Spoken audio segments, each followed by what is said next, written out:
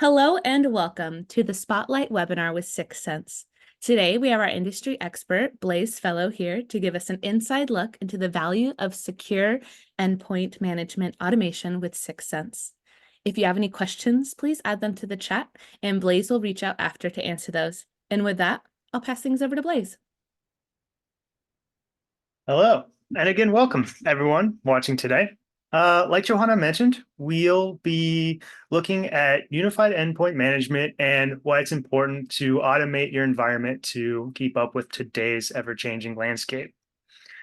Here's a look at our agenda. You'll see I'm touching on some points to highlight with UEM and then wrapping things up with a demo at the end. So let's get started. As I go through the slides and presentation, think of the biggest challenges you faced in 2024 and feel free to share or relate to those items being discussed.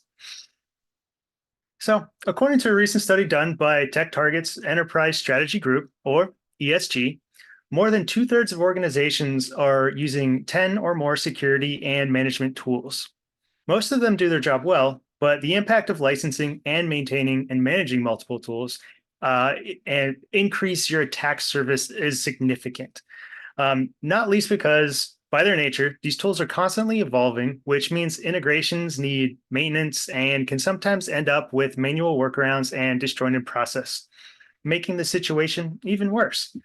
It's no surprise that the same study reported that a quarter of organizations admit that up to 30% of devices aren't currently being managed. Meanwhile, businesses continue to digitally transform initiatives, adding more devices and services all the time. 50% of those organizations estimate that their staff interact with about 4 or more devices every day.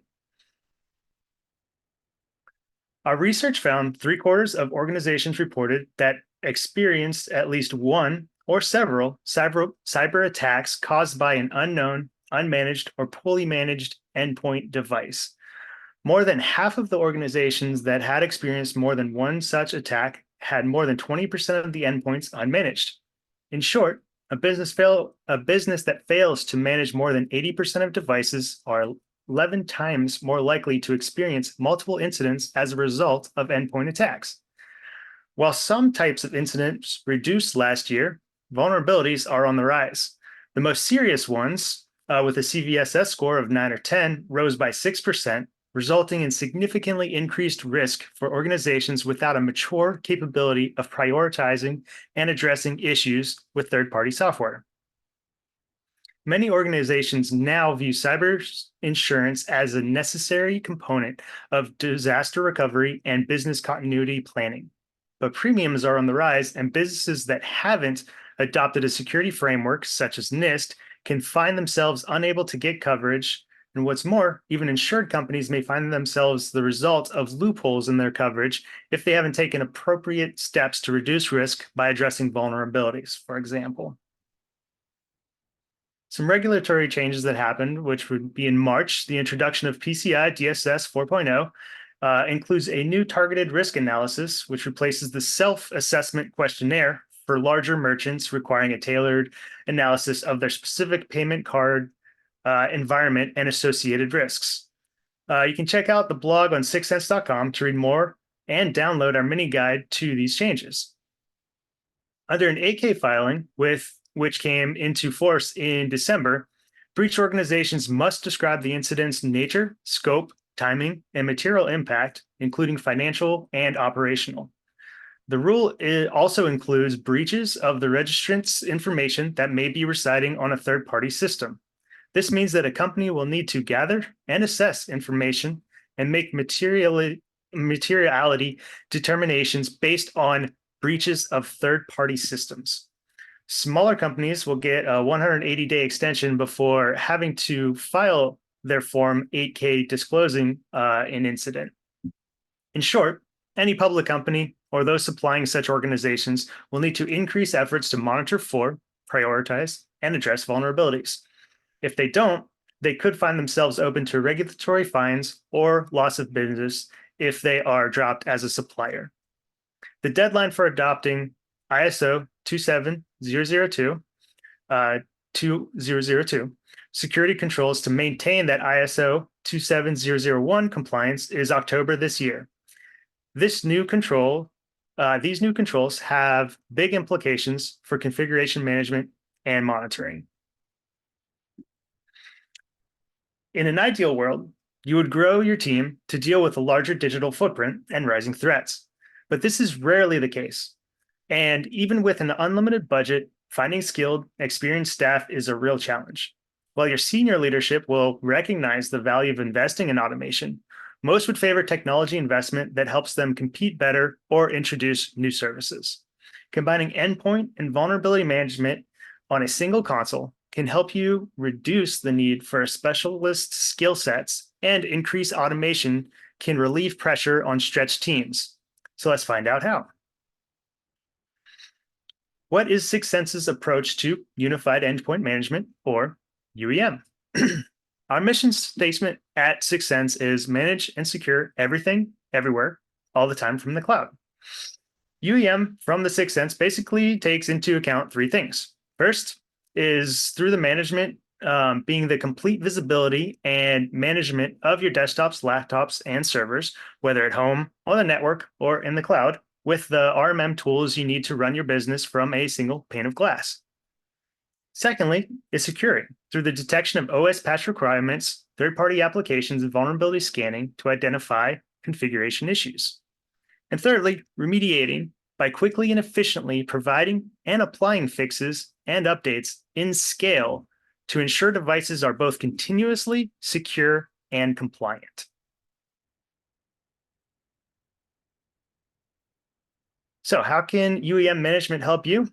There are a couple business impacts. Introduction of risk-based approach for combined patch vulnerability management lets you reduce risk faster, which will be less impact. Improved consistency of endpoint configuration and patching delivers predictable and reportable compliance.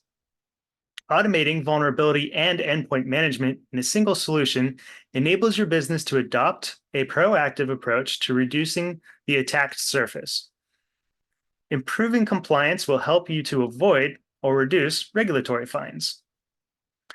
Some benefits of UEM with automated vulnerability management, you'll see an 80% reduction in unplanned downtime, 90% reduction in patch management resource needs, 50 or more percent faster resolution of IT support cases, and reduce risk of breaches through vulnerability exploitation.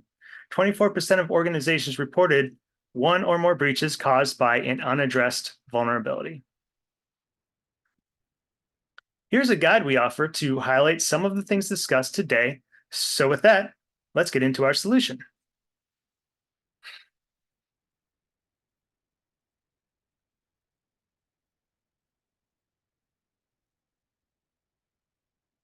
Okay, looking at our console, first thing I'll talk about is our architecture. We are a agent-based deployment system. So as long as our agent can be deployed on your laptops, desktops, or servers, we'll be able to do work to those types of endpoints. We're hosted in Azure, so that's how we can access from the cloud and control all those devices that, as long as they have internet connection, we're able to deploy patches or manage them wherever they may be. The first thing I like to talk about from within the console are our dashboards, because the first thing we want to know about our environment is to have that visibility about what our endpoints are doing and how, maybe at a quick glance, how they did the work that we've so efficiently applied to run automated in the background. And so our dashboards give you that quick glance very easily. We have a few default that are provided to you. And to switch between them, you can just click on that drop down and you can switch between them just by selecting them. You can also create customized ones if you're focused on specific projects that you'd like to monitor as it progresses. And so something like the visibility into your endpoints, again, for something that would be maybe targeted, or in this case, a little bit more reactive in terms of RMM, you can drill into those particular devices like this one that happens to be about 3 years out of date. You can drill into it to get information about it. And in this case, I can start shoring it up with patches or detected vulnerabilities to get it to the baseline I'd like it to be. Or as long as it's online, the automation that we have established already will eventually kick in whenever you have it scheduled to do so. some other things available to it. If it was online, I'd be able to remote control to it. I could do some of those patch scans, and I have these tools down here to do some on-demand controlling to it. But again, the important thing is not to be reactive, but to be proactive. So how do we do that at Syxsense? We do that through automation. So we save you time and effort through the automation, which will be through our workflow designer that we have named Cortex. I'm going to go through a few simplified workflows to kind of give you an idea of how you can begin to think about to create that automation, and then move into some more advanced ones about once you have that that concept established, how you can build it out and scale to stick with this continuous compliance of these configurations you've already established to be deployed within your environment. So with this one, we're getting information into the console. And so we want to start with inventory data. This would be something like a provisioning. So when a device first enters the environment, it wants to get information about that endpoint. And that's so we can target it with queries or organize it where we would like to under devices. And so that would be done with an inventory scan. There's other inventory data that is captured as well. But that's what we're looking at right now, essentially how we can target it for the next work we're going to do, which would be a patch deployment. Here you can see the types of ways that we can deploy the patches within the environment based on what you would like to target. You can target using some of the pre-built patch queries for some important things like critical patches, Patch Tuesday, or third-party patching, which we talked about earlier in the PowerPoint. We can also create custom patch queries, like I have this one that grows dynamically with time. So instead of referencing something specific, like or it will reference something specific like 30 days prior, it'll always dynamically grow with that or scale however you would like that query to grow. If you work something along the lines of more of an inclusion or exclusion type model, where you want to include the patches that you've approved or exclude the ones that you haven't yet, you can do that through patch groups. And if you're looking to target specific patches that have been released, you can specify those under specific patches by selecting the ones that you'd like to target. But I'm going to keep this simple and just keep it as all, just to kind of keep things moving along. The security scan here is doing something similar, but it's referencing the misconfigurations found within our hosted library. With that, it's looking at those misconfigurations that would be found on Windows devices. And from there, it will have that information based to allow you to prioritize, again, that risk that will be used to remediate them in the following steps, which I'll show. You can target them how you'd like to here, but I always like to talk about keeping this as all, unless you're doing a targeted type of vulnerability assessment, because just because you make a change one day doesn't necessarily mean that the next that a rogue user or a new update won't change something that you've configured in the past. So this will give you a consistent view of where your environment is at that moment. From there, we're going to look into how easy it is to continue it based on the different kind of paths that you want to choose. So right now we have it going through with success. If we want to do it with none, I just select this bullet to join this lane to my cursor, and I just select it to whichever action I want to continue through. If that was an accident or I need to remove it, I just click on the bullet until it joins the right lane that I would like it to my cursor, and I click in the white space, and now I remove that. The next thing you might notice would be for those failed instances where our patches would be problematic. For the most part, we don't need to worry about the patches that have successfully deployed, but we definitely want to report on them and then know about the instances that it failed. And so in this case, I'm doing an alert through an email indicating that this particular device, like endpoint 1, failed, located at this site, failed to deploy or install updates.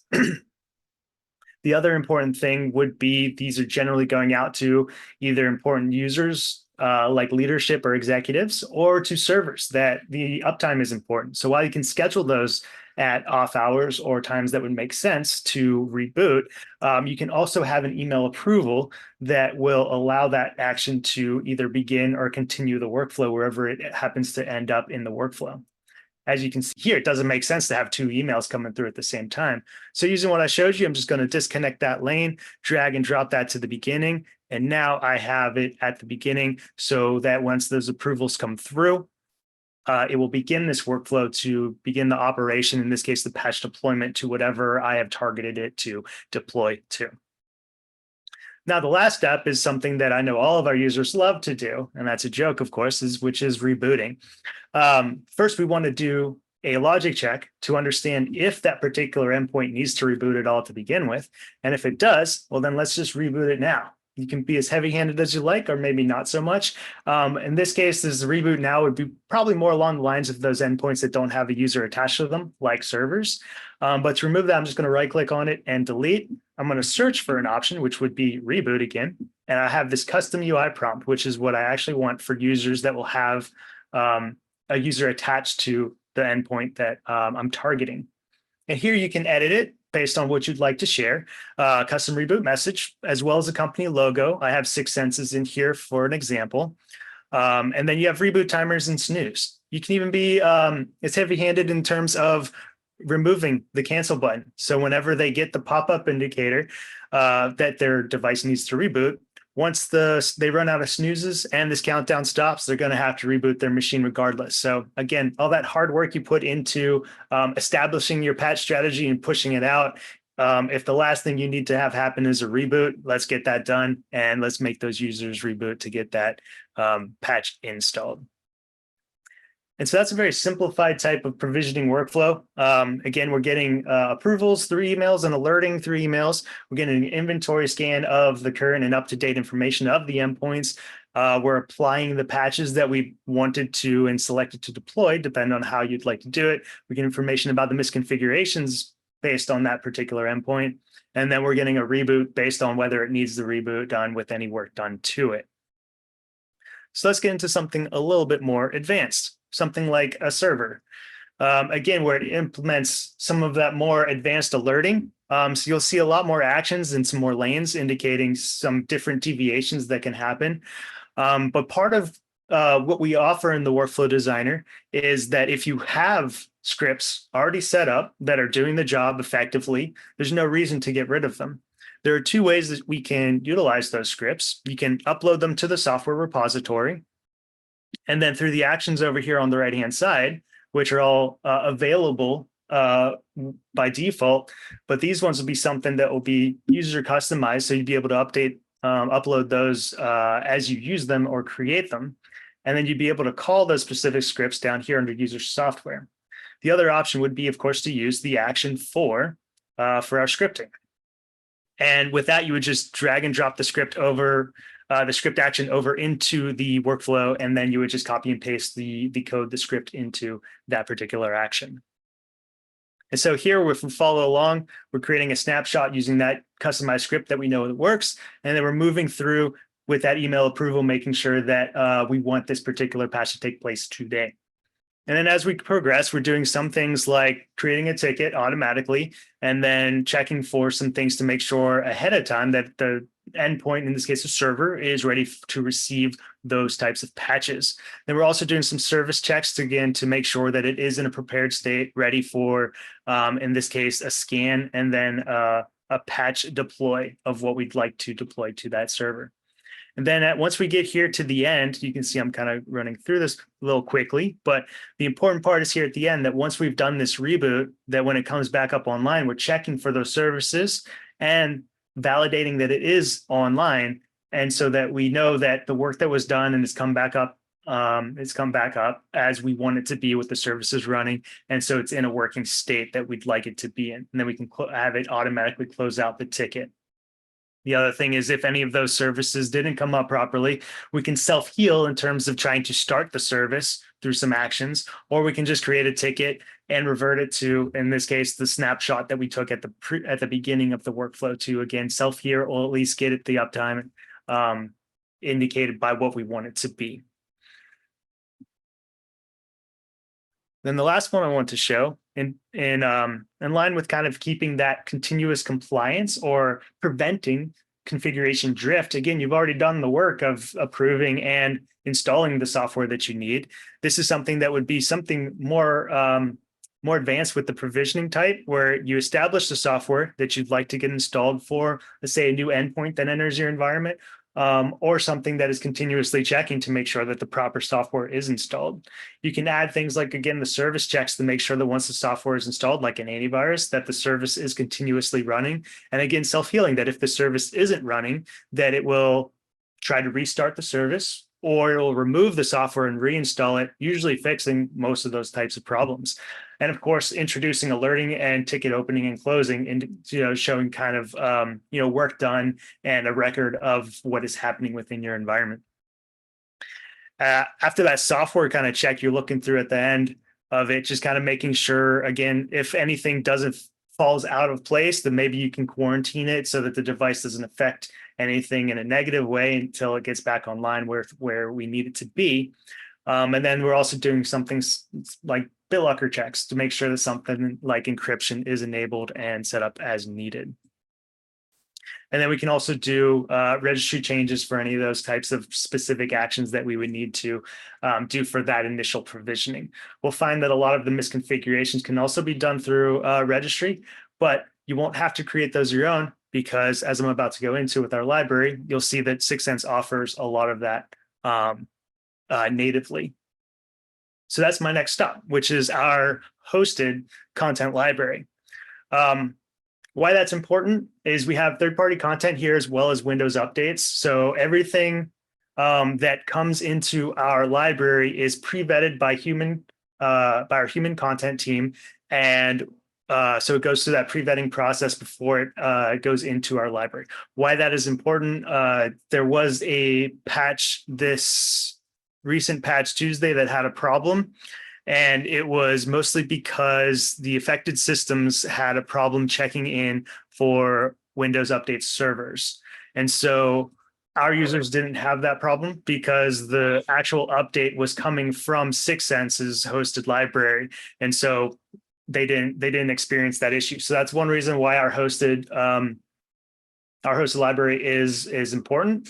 The other important thing is that we're map partnered, so we get the Patch Tuesday updates ahead of time, about 3 to 4 days ahead of time. So we're able to kind of pre-vet them before Patch Tuesday hits. So it also gives us that insight and knowledge into those patches to make sure that they are, at least in a very basic level, not going to break anything major or won't have any major problems upon release.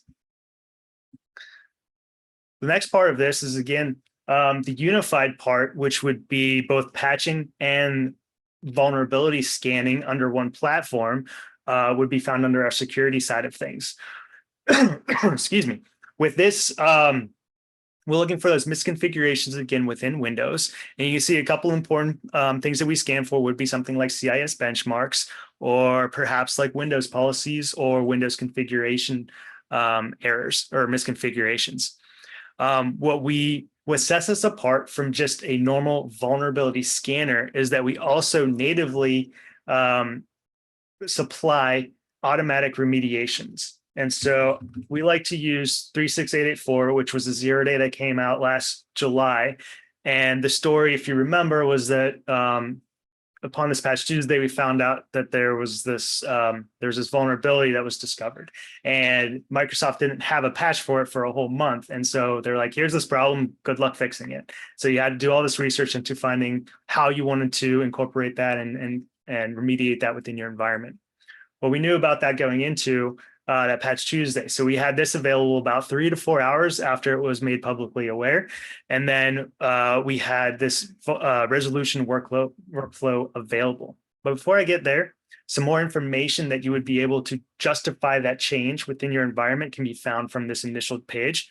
About taking actions, you can see what devices have this particular vulnerability that you're looking to target.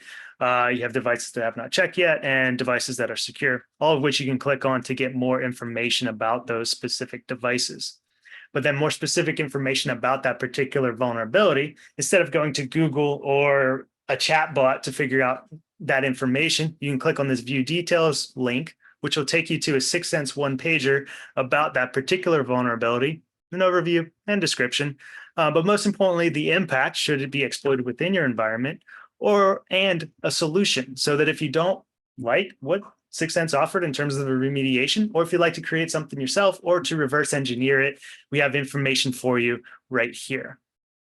But again, why do extra work when you don't need to? If you click down under resolution workflow, you'll see we're back in Cortex, which means we can customize this a little bit further if we'd like to. But ultimately, once you approve it, however you approve it within your environment, you can review this. You can see we're doing an initial patch scan to understand if this vulnerability still applies to this endpoint, and then a validation post scan to make sure that the work that was done was completed successfully. And then you can review this script simply by selecting it and expanding this. You can review the code, again, that our content team created and tested. And you can see we have 245 lines of code created so that you don't have to. And so with this, I can save it, come back up here to summary. And now I just have to click fix security issues. And now I can do an on-demand task to fix this within the environment. But again, automation is the goal. So the better way to do this would be through a continuous compliance check through Cortex, where you've kind of set up those security resolutions for everything that you'd like to have checked for that are important. And that way, if any of those new devices come online, they will do that check and remediate it immediately upon discovery. And so once you've made that decision, there's no need to kind of keep going back into it and doing the same work over and over again.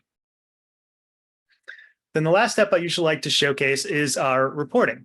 Essentially validation of all the work that we've applied so far through the reports. And the two I like to speak to first would be our risk assessments. We essentially have two, which target the two different sides of the library that we currently host, which would be patch risk assessment and vulnerability risk assessment. So a good story like this would be essentially you run the patch risk assessment before or just after Patch Tuesday to understand where your devices need to be patched, and then to see how you let your automation take over to see how well is doing and any kind of devices that have a problem. Here you can see I have 15 critical patches that need to go out to my servers. And so, after Patch Tuesday runs, you can also have a report like a patch deployment history by site. And so now we can see the specific endpoint and the types of patches that got deployed to them, as well as a date stamp, understanding when those patches got deployed. And then we run that same patch risk assessment. And now instead of having a number of patches that are required by the servers, they've been patched successfully, which again lowers our overall risk because we've successfully patched it. And to see more of a history, you can scroll down further to get a better indicator of how your patch strategy is working over time. Now, that same kind of story can be done with our vulnerability risk assessment, where you're running it and kind of quantifying this idea of security based on things discovered within your environment. And so maybe, my idea would be to work on lowering the overall critical and high vulnerabilities that are found within my environment based on my 37 devices. As I scroll down, maybe I need some help getting started. So I look into maybe some areas that I need to improve, which would be with my engineers. I don't necessarily need to focus so much on Ohio or my administration side. Then I scroll down further. Maybe I need some more in terms of targeting certain families like this, where CI's benchmarks and Windows policies would probably always be at the top there because there are just so many to deploy, or specific ones, which would be like something like top 10 targeted vulnerabilities, where you can start doing like targeted on-demand type of remediation. Then over time, the goal is to, again, lower the overall count so that whenever you run that in the future, not only is your count lower, but you've added more devices, indicating that whatever you're doing for your environment is working successfully. And that's something you can provide to something like insurance companies or auditors, showing that you have a successful plan in place. You have a baseline, or essentially a time in the past that you are improving against, or you have a consistently successful patch strategy.